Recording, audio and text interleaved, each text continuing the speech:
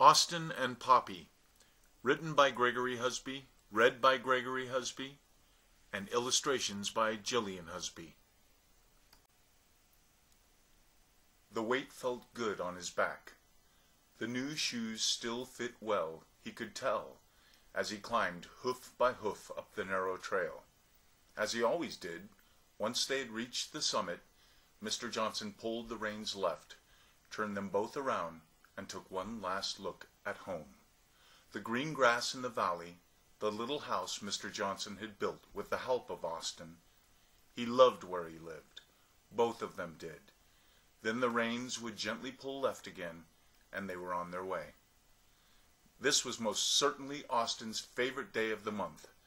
Texas-bred quarter horses didn't come much handsomer than Austin, and being in fine shape, Mr. Johnson felt particularly light today. Chestnut, with white stockings well above his hocks, and a white blaze down his face, Austin was a fine-looking horse. It also felt good breaking a sweat. Pulling a wagon of lumber or supplies was something Austin had become accustomed to, but this is what he really enjoyed. Just the two of them. Austin always took pride in having Mr. Johnson on his back.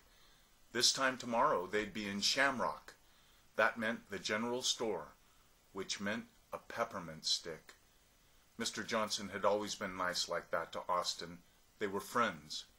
And as always, Austin took care with each drop of his hoof to ensure the balance of his huge frame and the safety of his beloved occupant. The Texas heat can be stifling, and the occasional bones they would pass were vivid reminders that always kept Austin's ears pointed straight up and his eyes wide open. No doubt about it, the trip to Shamrock was fraught with unknown danger. Later, when night fell and Mr. Johnson slept next to the dim light of the campfire, Austin knew that his ears would still be pointed straight up and his eyes would still be wide open. Austin had to be at his keenest for this monthly adventure. There would be little time for sleep. But that was unimportant at the moment. All he could think about as he clippity-clopped along, occasionally wincing from the gusts of dust, was the sweet taste of peppermint that awaited him in Shamrock. There were only 2 freshwater creeks between Wheeler and Shamrock, and with the temperature hovering around 100 or so, Austin and his thirst were looking forward to making the latter of the 2 as the sun began to drop deep into the west. All afternoon the wind had been kicking up and pushing sagebrush across the trail ahead. Mr. Johnson had watched patiently as the ominous dark clouds crept toward the both of them from the south. He knew that the rain was coming, and that he and his horse needed to find some shelter. The brush, trees, and rolling hills surrounding the both of them for miles and miles offered little. Austin didn't mind the rain at all. It felt good. He did feel sorry for his owner, though. Mr. Johnson always got grumpy and irritable when he got rained on. But for Austin, he was looking forward to 2 things now: getting the saddle off his back to feel the raindrops, and 2, his peppermint stick waiting for him at the general store. The rain had fallen for hours.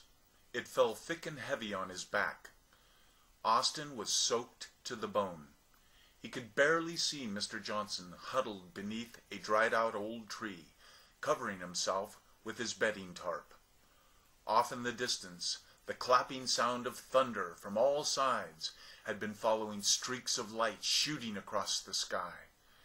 This was a storm the likes of which Austin had never seen. Austin did not like to be tied down, and he was glad he wasn't. Back in Wheeler, Mr. Johnson never tied Austin to anything.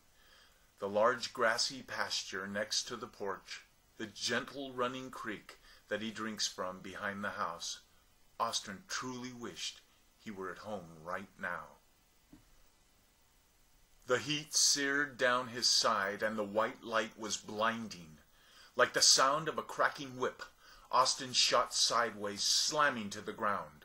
Looking up through his dazed eyes, he could see that the tree beneath which he had just been standing was completely split down the middle and now was cascading sparks and flames.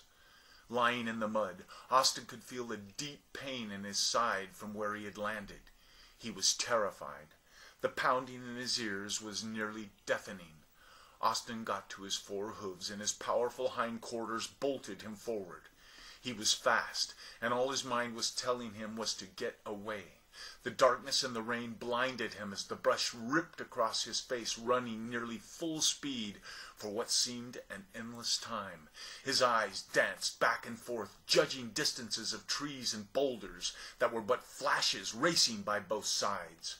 The rain blurred his vision, and the mud beneath his new horseshoes made footing dangerous at best.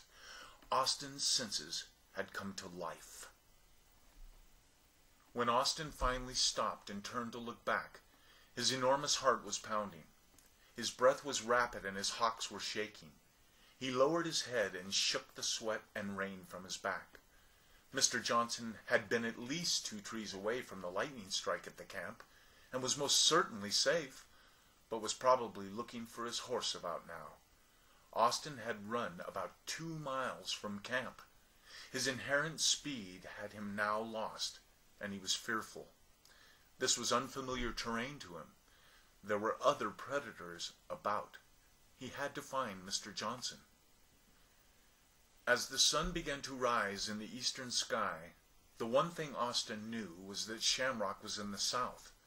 His instincts reminded him of that from his many trips before. The rain had stopped, and if he couldn't find Mr. Johnson or the camp, he would make his way south and look for his owner there. Austin searched and searched for hours. He could find neither. Over each mound of earth he found the same thing, another hill filled with mesquite brush and juniper shrub. He decided it was time to head south.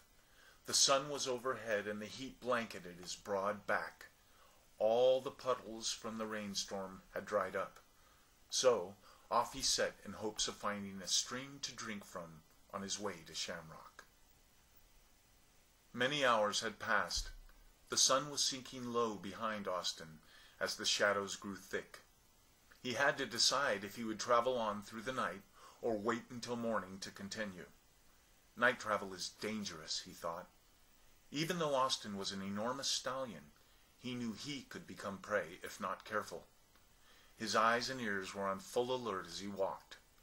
Both ears had stopped ringing, and he could now focus in on the slightest rustling through the brush.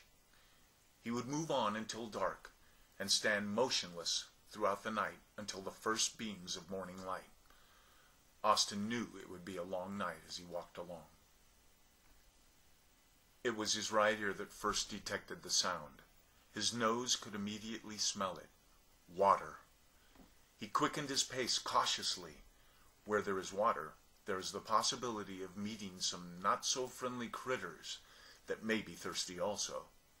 This was no time to get ahead of himself. Austin instinctively knew that the running water he could hear and smell was just over the ridge ahead. Now in a slow trot, he could not hide his need for a drink of clear running water. Suddenly, Austin froze to a dead stop. His tight steel shoes edged to the ground in readiness to bolt. The radar in his rigid ears scanned his surroundings to verify what he had thought he had heard. Something that sounded like a wolf. Maybe wolves. Austin knew that he, himself, had not been detected. He could hear the talking continue just up ahead over the ridge.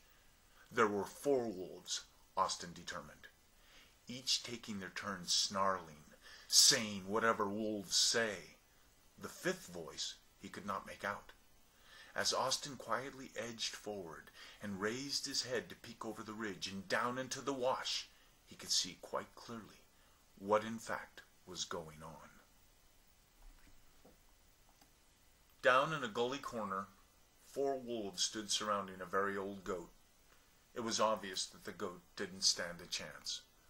Austin was big and strong, but knew even he would have problems defending against 4 full-grown pack wolves. The old goat kept turning and defending each move of the wolves, his skinny frame spinning in vain. It looked as though one of his horns had been broken off. Nonetheless, he kept popping his head to and fro, countering each aggressive move. He was in the fight of his life.